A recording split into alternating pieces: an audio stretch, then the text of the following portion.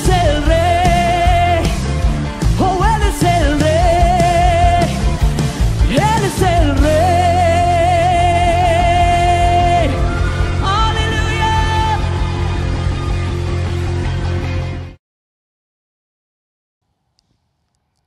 Iniciamos el domingo pasado la serie La Maravillosa Resurrección y quiero leer un pasaje en el Evangelio de Lucas, un poquito largo, pero quiero aprovechar a leerlo completo por lo que significa.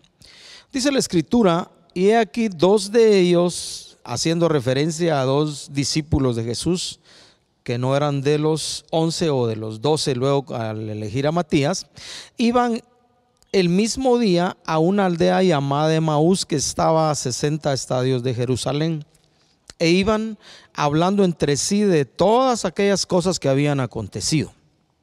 Sucedió que mientras hablaban y discutían entre sí, Jesús mismo se acercó y caminaba con ellos. Mas los ojos de ellos estaban velados para que no le conociesen. Y les dijo: ¿qué pláticas son estas que tenéis entre vosotros mientras camináis, y por qué estáis tristes? Respondiendo uno de ellos, que se llamaba Cleofas, le dijo: ¿eres tú el único forastero en Jerusalén que no ha sabido las cosas que en ella han acontecido en estos días? Entonces él les dijo: ¿qué cosas? Y ellos le dijeron: de Jesús Nazareno, que fue varón profeta, poderoso en obra y en palabra delante de Dios y de todo el pueblo, y cómo le entregaron los principales sacerdotes y nuestros gobernantes a sentencia de muerte y le crucificaron. Pero nosotros esperábamos que Él era el que había de redimir a Israel. Y ahora, además de todo esto, hoy es ya el tercer día que esto ha acontecido. Aunque también nos han asombrado unas mujeres de entre nosotros, las que antes del día fueron al sepulcro. Y como no hallaron su cuerpo, vinieron diciendo que también habían visto visión de ángeles, quienes dijeron que Él vive. Y fueron algunos de los nuestros al sepulcro y hallaron así como las mujeres habían dicho, pero a Él, refiriéndose a Jesús, no le vieron. Entonces Él les dijo, es decir, Jesús habló con ellos: oh insensatos y tardos de corazón para creer todo lo que los profetas han dicho. ¿No era necesario que el Cristo padeciera estas cosas y que entrara en su gloria? Y comenzando desde Moisés y siguiendo por todos los profetas, les declaraba en todas las escrituras lo que de Él decían. Llegaron a la aldea donde iban y Él hizo como que iba más lejos. Mas ellos le obligaron a quedarse diciendo: quédate con nosotros, porque se hace tarde y el día ya ha declinado. Entró pues a quedarse con ellos. Y aconteció que estando sentado con ellos a la mesa, tomó el pan y lo bendijo y lo partió y les dio. Entonces les fueron abiertos los ojos y le reconocieron, mas Él desapareció de su vista. Y se decían, el uno al otro: ¿no ardía nuestro corazón en nosotros mientras nos hablaba en el camino y cuando nos abría las escrituras? Y levantándose en la misma hora volvieron a Jerusalén y hallaron a los 11 reunidos y a los que estaban con ellos, que decían: ha resucitado el Señor verdaderamente y ha aparecido a Simón. Entonces ellos contaban las cosas que les habían acontecido en el camino y cómo le habían reconocido al partir el pan.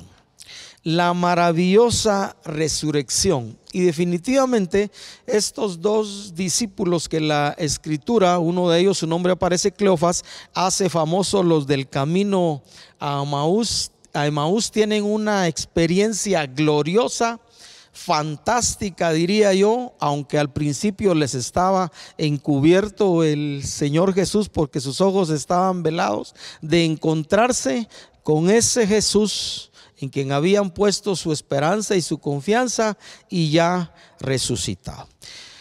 Nuestro tema de hoy, la reflexión de hoy, lleva por título: la resurrección es acceso a la fe.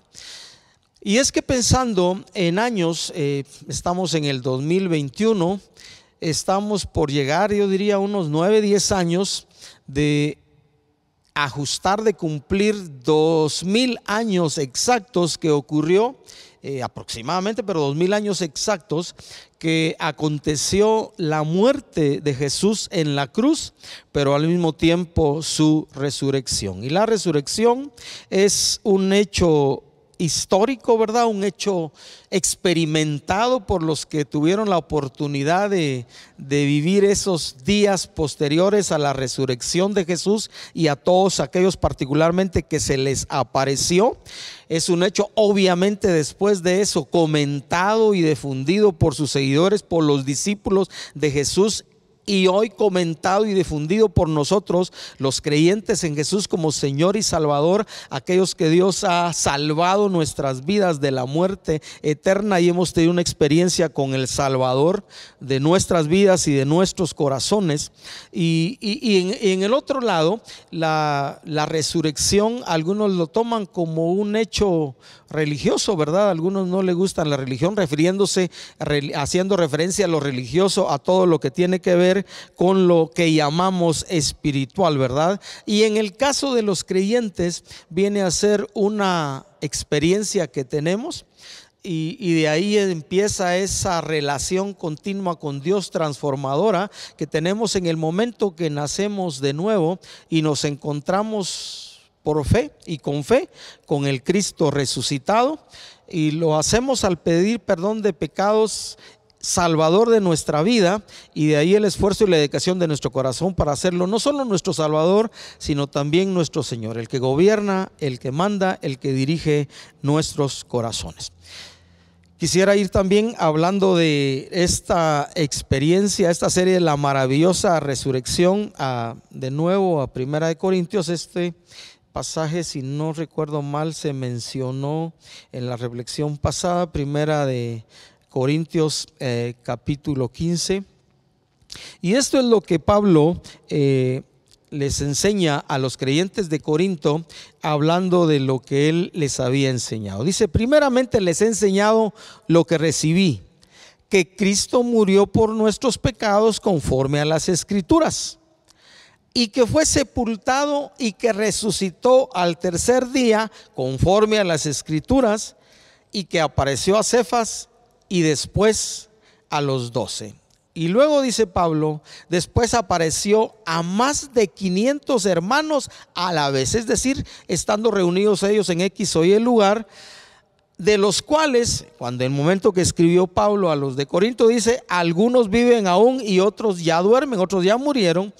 Después apareció a Jacobo, después a todos los apóstoles, y él luego dice Pablo: y al último de todos, como a un abortivo, me apareció a mí. Y allá en el libro de Hechos se describe la experiencia de aquel que la Escritura llama Saulo de Tarso, el famoso Saulo de Tarso, perseguidor de los cristianos. Había conseguido permiso, cartas para poder perseguirlos, arrastrarlos y pegarles una buena a los creyentes, porque él estaba convencido que ellos estaban completamente equivocados, y se le aparece el Señor Jesús, y lo que Jesús le dice: Saulo, Saulo, ¿por qué me persigues?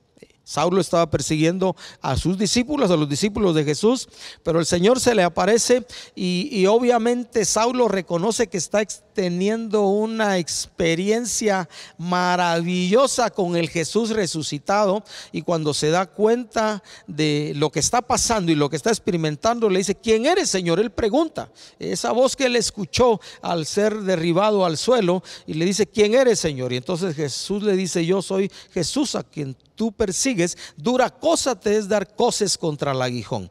Y así que cuando Saulo se da cuenta que le está hablando el Jesús resucitado, el maestro de aquellos a quienes él estaba persiguiendo, la respuesta de Pablo ante ese encuentro maravilloso y fantástico que tuvo con el Señor Jesús, que cambió su vida para siempre, fue decirle: Señor, ¿qué quieres que yo haga. Una experiencia que creo los creyentes al nacer de nuevo debiéramos tener al encontrarnos con el Jesús resucitado, quien murió en la cruz y entregó su vida, derramó su sangre para perdón de nuestros pecados. Lo que nosotros debiéramos hacer, o debiéramos haber hecho, o debieran hacer los que nacen de nuevo al convertirse al Señor, inmediatamente preguntar: bueno, Jesús, ahora que eres mi Salvador y que voy a hacerte mi Señor, ¿qué quieres que yo haga? La experiencia de Saulo con ese Jesús resucitado. Así que vamos a tocar 3 puntos en ese sentido. Notemos lo que dice el pasaje.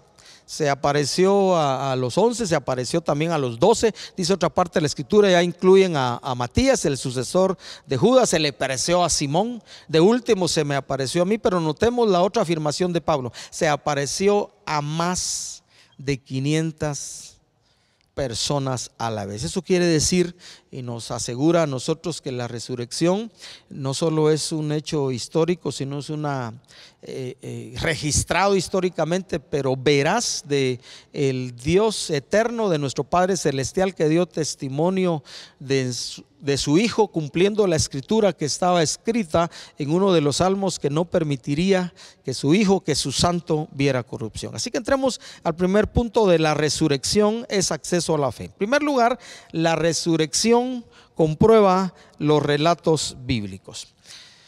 Vamos a regresar al Evangelio de Lucas, capítulo 24.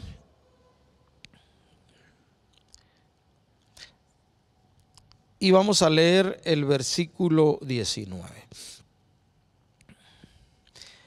Lo que Jesús les pregunta a estos 2 discípulos con quien se había juntado para caminar allá para el lugar donde ellos iban, después de, no saben lo que le explican a ellos, no saben lo que ha acontecido aquí en Jerusalén. ¿Qué cosas les dijo? De Jesús Nazareno, varón profeta, poderoso en obra y en palabra delante de Dios y de todo el pueblo. La resurrección de Jesús da testimonio de todo lo que la gente contaba ya una vez él había muerto y había experimentado al haber convivido con él en el caso de su ministerio terrenal 3 años y medio. Así que esa resurrección comprueba todo aquello que habían experimentado en milagros, en sanidades, y que la gente había conocido. Los que compartieron con Jesús, ya no era un asunto que hablaban únicamente los discípulos de Jesús, sino toda la gente misma. Y la esperanza que tenían en el caso de los discípulos, creo que mucha más gente de Israel también, que Jesús fuera su libertador de la esclavitud que ellos tenían y del dominio del imperio romano. Varón profeta, dice, poderoso en obra y en palabra delante de Dios y delante del pueblo. En otras palabras, ese Jesús que es nuestro Señor y nuestro Maestro, nuestro Señor resucitado, tuvo tal forma de vivir delante de los hombres, obviamente delante de Dios, aunque también halló gracia, que la gente no podía más que reconocer que ciertamente, y en la escritura lo dice en muchos lugares, que Dios estaba con él. Jesús halló gracia ante Dios y ante los hombres. En otras partes de la escritura, los evangelistas dan testimonio, dice, y se admiraban, se asombraban de su doctrina, porque les enseñaba como quien tenía autoridad. Y generalmente la gente que escuchó a Jesús contrastaba su vida con la de los fariseos, a quienes Jesús también trató de fariseos, les habló de ser hipócritas, porque ellos decían y enseñaban muchas cosas, pero no las hacían. La gente realmente estaba impresionada con la vida de Jesús. Las implicaciones que eso tiene para nosotros como creyentes hoy, hablando de nuestro cristianismo y que nos hemos convertido en seguidores, en discípulos de Jesús, es que nuestra forma de vida debiera respaldar lo que hablamos, debiéramos respaldar nuestro testimonio. Jesús era, dice, varón profeta, aprobado por Dios, era poderoso en obras, en lo que hacía, pero también en palabra. Nuestra vida debe corresponder a lo que decimos. El hecho, las implicaciones que conlleva para nosotros esta realidad de la comprobación de los relatos de la Biblia, la vida de Jesús, nos debe comprometer a nosotros a ser fieles a ser consecuentes con lo que decimos de que nosotros nos llamamos hijos de Dios y hemos sido redimidos, hemos sido comprados con la sangre de Jesús. El cristianismo verdadero, de la misma manera que notaron la forma de vivir de Jesús, la gente que nos rodea debe notar nuestra forma de vivir, nuestro estilo de vida, la forma que somos, cómo hablamos, cómo pensamos, cómo actuamos, debe ser algo reconocido por los demás. Una gran implicación, por cierto.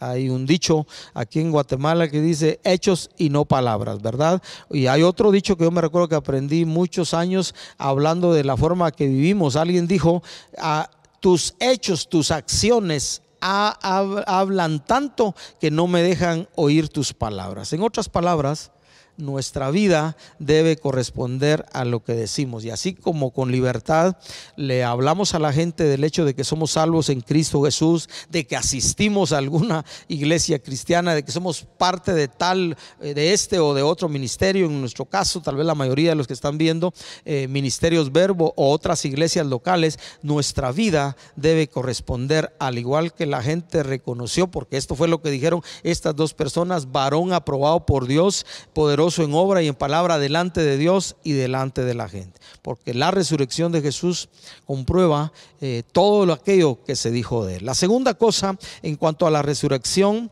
nos da acceso a la fe. La resurrección también comprueba los hechos. Así que vamos a leer versículo 24 y 25. Y mientras ellos le narraban a Jesús lo que había acontecido, ellos le describen, dice: y fueron algunos de los nuestros al sepulcro y hallaron, porque habían escuchado el testimonio de las mujeres que fueron tempranito ese día de la resurrección a la tumba, fueron al sepulcro y hallaron así como las mujeres habían dicho, pero a él no le vieron. Y entonces el versículo 23 y 24 dice: y como no hallaron su cuerpo, dice, vinieron diciendo que también habían visto visión de ángeles, quienes dijeron que él vive. Y fueron algunos de los nuestros. Estas mujeres vieron ángeles, tuvieron una visión, no hallaron el cuerpo de Jesús, y aparte de eso tienen la experiencia de los ángeles. Entonces van a contarlo a todos, y algunos de los discípulos fueron allá corriendo a ver, y ciertamente no hallaron el cuerpo de Jesús. Como ciertamente dijeron las mujeres, el cuerpo no está. Entonces la realidad es que si no está, como ciertamente él dijo, resucitó, está vivo, ¿verdad? No fue suficiente para los hombres que escucharon el testimonio de las mujeres escuchar decir: miren, no hallamos el cuerpo, y unos ángeles nos dijeron que no estaba en la tumba porque ha resucitado. Ellos fueron literalmente corriendo. Pedro fue uno de ellos, de los que corrió hasta allá, y comprobaron. Y los hombres, mire, interesante que las mujeres hayan ido primero al sepulcro, como que tenían más libertad, menos temor que los hombres a asomarse por allá, pero luego los hombres no se quisieron quedar solamente con el testimonio de las mujeres, y cuando llegaron al sepulcro ciertamente encontraron la piedra removida, vieron el lugar y Jesús no estaba allí. La resurrección, literalmente el aparecimiento de Jesús, el hecho de que la tumba, si allá donde esté ese lugar todavía está vacío, es un testimonio fidedigno de la resurrección de Jesús, y esos hechos son comprobados por la resurrección. ¿Qué implicaciones tiene eso para nosotros? Hemos creído en algo que es verdadero, que es real, de lo cual dio testimonio Dios a través de resucitar a Jesús, dio testimonio Jesús a través de su resurrección. Dan testimonio los escritores bíblicos también. Yo me recuerdo, estaba pensando ahorita que cuando se les aparece la primera vez a los discípulos, Tomás no estaba allí, y le cuentan, si usted recuerda, o los que recuerdan la historia, entonces cuando le cuentan a Tomás, ¿verdad? Por eso le dicen a algunos o a alguno de nosotros, nos han dicho alguna vez: vos pareces Tomás, que necesitas ver para creer. Entonces Tomás, cuando escuchó el relato de la resurrección, les dijo: si yo no viere la llaga en la herida en sus brazos y metiere mi mano en su costado, no voy a creer. Como ciertamente después se le desapareció, ahí estaba Tomás, y como Jesús había entendido lo que Tomás había dicho, le dice: Tomás, ven acá, toma tu mano, ¿verdad? Y mira, métela en mi costado, mira mis manos. Y entonces la respuesta de Tomás cuando tiene esa experiencia es: mi Señor y mi Dios. Y Jesús le dice: por cuanto viste has creído. Y luego dice: bienaventurados los que no vieron y creyeron, como en nuestro caso. Yo recuerdo cuando me viene a mi mente hace 42 años, cuando me hablaron de nacer de nuevo, cuando hablaron de la necesidad de mi corazón de arrepentimiento, y me explicaron que Dios me amaba, que yo era pecador, que Jesús había muerto por mí, y me explicaron en lo que yo sabía eso, pero no sabía qué hacer con eso. Cuando me explicaron que tenía que tomar una decisión, y pensé dentro de mí: si yo no aprovecho este regalo que Dios me está ofreciendo en Cristo, y me leyeron ahí, me recordé de Juan 3:16, de tal manera amó Dios al mundo, amó Dios a Enrique, lo apliqué para mí en ese tiempo, que dio a su Hijo unigénito para que si Enrique cree en Jesús no se pierda, sino tengo vida eterna. Me recuerdo cuando me explicaron eso, yo dije: yo necesito tomar una decisión. Y aunque no vi literalmente al Jesús resucitado, bienaventurados, felices, dichosos los que no vieron y creyeron. La resurrección comprueba los hechos. Él está vivo, y tú y yo podemos tener un encuentro confiable, cierto y real con nuestro Señor resucitado por puro amor de Dios y su misericordia extendida a nosotros. Tercer punto de este tema: la resurrección, acceso a la fe. La resurrección comprueba la Biblia, comprueba las Escrituras. Aquí vamos a leer ahora el versículo 25. Ya cuando ellos le explican: si tú no conoces, no has sabido todo lo que aconteció en Jerusalén. Entonces Jesús les dice: entonces les dijo: oh insensatos y tardos de corazón, para creer todo lo que los profetas han dicho. ¿No era necesario que el Cristo padeciera estas cosas y que entrara en su gloria?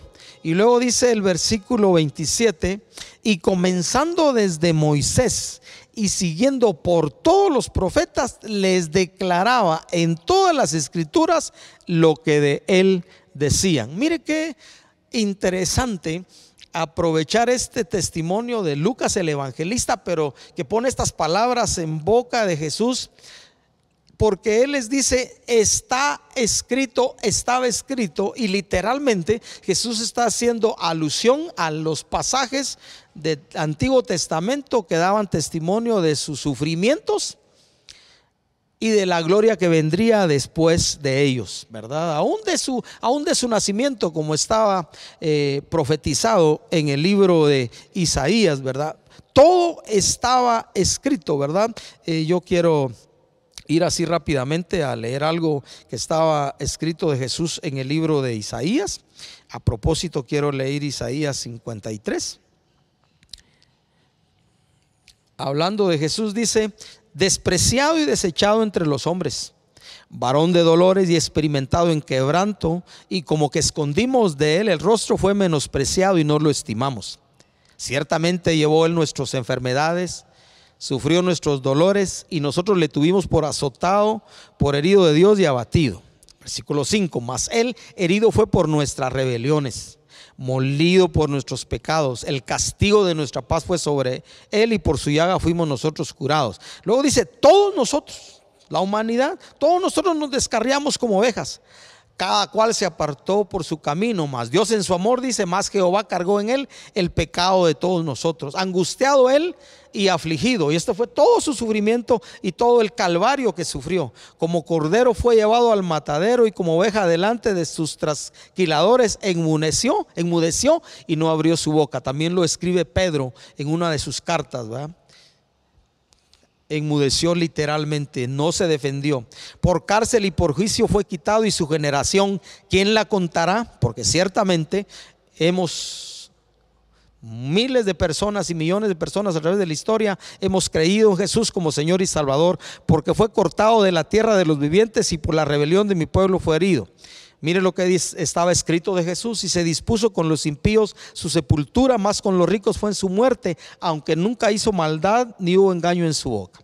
Con todo eso Jehová quiso quebrantarlo, sujetándolo a padecimiento. Cuando haya puesto su vida en expiación por el pecado, verá linaje, vivirá por largos días eternamente, y la voluntad de Jehová será en su mano prosperada. Y termino leyendo el 11: verá el fruto de la aflicción de su alma y quedará satisfecho. Ciertamente, porque por amor se entregó, y nosotros sus hijos, el pueblo de Dios, la iglesia hoy, somos respuesta a ese amor. Por su conocimiento justificará a mi siervo justo a muchos y llevará las iniquidades de ellos. La resurrección comprueba la escritura. En el libro de Juan hay un pasaje donde Jesús le dice a las personas que lo estaban escuchando: escudriñen. Está en Juan 5:39. Escudriñen las escrituras, porque a ustedes, les dice, les parece que en ellas está la salvación. Y luego dice: y ellas son las que dan testimonio de mí. Así que déjeme mencionar así rápidamente tres cosas que hemos enseñado en otro tiempo, porque ¿qué implicaciones tiene esto para nosotros? El hecho que la resurrección comprueba la Biblia, las Sagradas Escrituras. Número uno, debiéramos darle a la Biblia, a las Sagradas Escrituras, el valor que ciertamente tienen. Escudriñen las Escrituras. Jesús mismo dijo: ellas dan testimonio de mí. Desde Génesis 3:15, desde la misma historia de Génesis hasta Apocalipsis, donde podemos leer al final de Apocalipsis: ven, ciertamente ven, Señor Jesús, ven pronto. Es lo que la iglesia debe unirse para decir, ¿verdad? Darle a la escritura el valor que tiene. Mire, siempre lo hemos dicho, las escrituras, la Biblia, palabra de Dios, y ciertamente es eso, la voluntad de Dios revelada a nosotros a través de la Biblia. Pero cuán poco a veces los creyentes, los hijos de Dios, leemos o meditamos en ella. Segunda cosa, con esta última palabra que dije, meditemos en ella, en las escrituras, como dice el salmista en el capítulo 1 de los Salmos: de día y de noche. Porque los efectos de meditar en la ley de Dios, en la palabra de Dios, en la ley de Jehová de día y de noche, será prosperidad en todas las esferas de la vida. La comparación del salmista es como árbol sembrado junto a corrientes de aguas, que da su fruto a su tiempo, su hoja no cae, y todo lo que hagamos, en nuestro caso si meditamos en ella, va a prosperar. Palabra de Dios, decimos, aprovechémosla. Es ciertamente eso, inspiración divina. Démosle el valor que tiene, lo esencial, la trascendencia que tiene para nuestra vida. Meditemos en ella de día y de noche, y luego adoptemos las verdades de la escritura como norma para nuestra vida. En 2 Timoteo 3, 16, 17, que hace referencia también al Antiguo Testamento, no al Nuevo, que se estaba escribiendo cuando Timoteo escribe eso, dice: toda la escritura es inspirada por Dios y útil para enseñar, para redarguir, para corregir, para instruir en justicia, a fin de que el hombre de Dios, hombres y mujeres, seamos perfectos, dice, enteramente preparados para toda buena obra. Esas son las implicaciones que tiene el hecho de que la resurrección comprueba la escritura. Debiéramos hacerlo nuestro pan de mañana, de mediodía y de noche, así como desayunamos, almorzamos y cenamos y refaccionamos, a veces varias veces al día. Esa es la implicación que tiene. La resurrección comprueba la Biblia. Amemos la escritura, como dice también un salmista, ¿verdad? Los que aman la ley de Jehová, ¿verdad? Mucha paz, dice en el Salmo 119, mucha paz tienen los que aman tu ley, no hay para ellos tropiezo. Lámpara es a mis pies tu palabra, luz para mi camino, también está en el Salmo 119. Y la última cosa, el último punto de esta reflexión es: la resurrección comprueba nuestra fe. Y vamos a ir de nuevo al Evangelio de Lucas para terminar leyendo allá unos versículos. Capítulo 24 y versículos 31 y 32, porque ya mientras estaban sentados a la mesa y comiendo, entonces Jesús se revela a ellos Y aconteció, dice el versículo 30, que estando sentado con ellos a la mesa, tomó el pan, lo bendijo, lo partió y les dio. Entonces les fueron abiertos los ojos y le reconocieron, mas él desapareció de su vista. Y entonces lo que ellos platican el uno con el otro, dice: ¿no ardía nuestro corazón en nosotros mientras nos hablaba en el camino, cuando nos abría la escritura? Porque ciertamente la resurrección es testimonio, comprueba nuestra fe. Solamente los seres humanos solamente podemos conocer a Dios por revelación. Fue su Santo Espíritu el que te tocó y el que me tocó para que nos diéramos cuenta de nuestra necesidad. La Biblia enseña que los seres humanos sin Dios, sin Cristo en su corazón, están muertos en delitos y pecados. Y cuando nos dimos cuenta de esa condición, el Espíritu Santo nos convenció de nuestra necesidad, y ahí surgió la sed en nuestro interior para volvernos a Dios, arrepentirnos de nuestros pecados, y entonces ocurrió el nuevo nacimiento. Fuimos metidos dentro de la familia de Dios por el Espíritu Santo, hechos miembros de toda la familia de Dios, y la resurrección comprueba nuestra fe. Jesús se revela a ellos, se muestra a ellos, desaparece inmediatamente, y es la experiencia que tú y yo hemos tenido a través del nuevo nacimiento. ¿Qué implicaciones tiene esto para nuestra vida? Porque hemos tenido una experiencia con el Jesús resucitado, debiéramos cambiar nuestra vida y debiéramos dar testimonio de ese Jesús resucitado que ahora por el Espíritu Santo mora también en nuestro corazón. Estos hombres, dice, no ardía nuestro corazón mientras Él nos abría las Escrituras y les daba testimonio de lo que todo estaba escrito de Él. Así que se unen a los demás, y allá llegan, allá se dan cuenta que Jesús se les ha aparecido, y ellos también cuentan a los demás lo que ellos experimentaron con el Jesús resucitado. Implicaciones para nuestra vida en cuanto a nuestra confianza y nuestra fe en Dios: debemos con libertad dar testimonio, como dice Pablo, predicamos a Cristo crucificado y resucitado también, por amor a nosotros, por amor a la humanidad. El hecho de haber creído en Jesús como Señor y Salvador, el hecho de haber creído en ese Jesús resucitado, nos habla también de una realidad. Un pasaje bíblico con el que yo quiero terminar esta reflexión, en el libro de Hebreos, capítulo 10, donde la Escritura nos dice esto, hablando de la obra de Jesús en la cruz. Así que, hermanos, teniendo libertad para entrar en el lugar santísimo por la sangre de Jesucristo, por el camino nuevo y vivo que Él nos abrió a través del velo, esto es, de su carne, y teniendo un gran sacerdote sobre la casa de Dios, eso quiere decir a Jesús a la diestra del Padre, donde intercede por nosotros, porque después de unos días de haber resucitado, Él ascendió a los cielos. Allá Él no está descansando, Él sigue trabajando, intercediendo por nosotros, es nuestro abogado. Teniendo ese gran sumo sacerdote sobre la casa de Dios, dice el escritor de Hebreos, acerquémonos con corazón sincero, en plena certidumbre de fe, purificados los corazones de mala conciencia y lavados los cuerpos con agua pura. Mantengamos firme, sin fluctuar, la profesión de nuestra esperanza, porque fiel es el que prometió.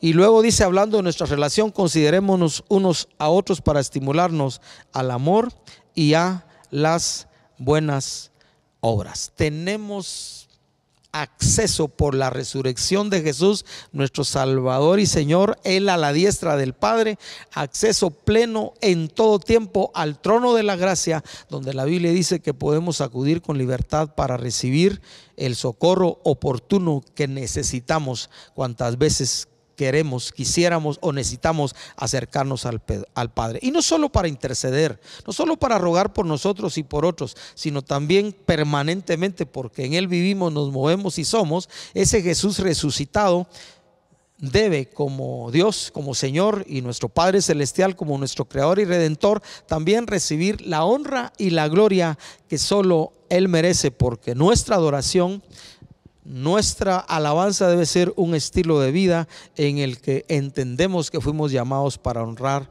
y glorificar a Dios. La resurrección comprueba nuestra fe. Concluyamos. La resurrección de Jesús es la prueba contundente de lo que Dios anticipó, de lo que estaba profetizado, de lo que estaba escrito, de lo que creen, de lo que cuentan y viven los creyentes. Y si lo aplicamos personalmente, más de lo que creemos, de lo que contamos y de lo que vivimos los que creemos en Jesucristo como Señor y Salvador. Oremos. Padre, queremos darte gracias por lo maravilloso, por la maravillosa resurrección. Gracias, porque también, como dice Pablo, si tú no resucitaste, vana es nuestra fe y por supuesto vana es nuestra predicación. Pero ciertamente tú resucitaste y diste testimonio a muchos, a cientos de personas, de tu victoria sobre la muerte y sobre el pecado.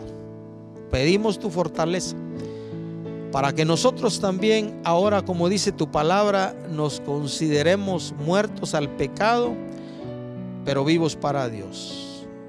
Y así como morimos en Cristo, también resucitamos con Él para vivir una vida que te honre, que te glorifique en todo. Padre, ayúdanos, al igual que Jesús, a hacer un testimonio con nuestra vida, con nuestras obras y con nuestras palabras de que ciertamente tú eres nuestro Padre y Jesús es nuestro Señor y Salvador. En el nombre de Jesús, amén. Que Dios les bendiga. Gracias por amarnos, Dios. Gracias, Señor, porque nos amas tanto que haces de lo imposible algo posible. Gracias, Señor, porque cuando el mundo dice que no debemos y no podemos estar cerca de ti, tu amor nos atrae. Y no solo para decir que te conocemos, sino para disfrutar de la plenitud de tu santidad. Gracias, Señor, por tu presencia y por ser el Dios que va más allá de lo que nuestras expectativas puedan planificar. Gracias, Señor. Thank you, Jesus.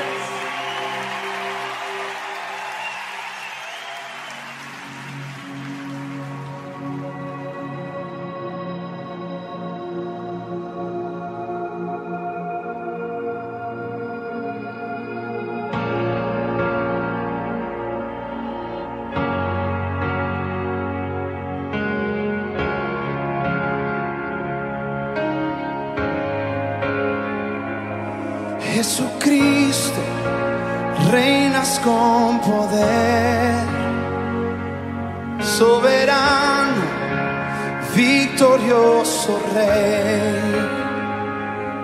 Ni la muerte pudo detener tu poder para vencer. Dios de lo imposible, te adoramos, eres invencible, soberano, tuya es toda la gloria, tuyo es todo el honor. Jesucristo, reinas con poder, soberano, victorioso Rey.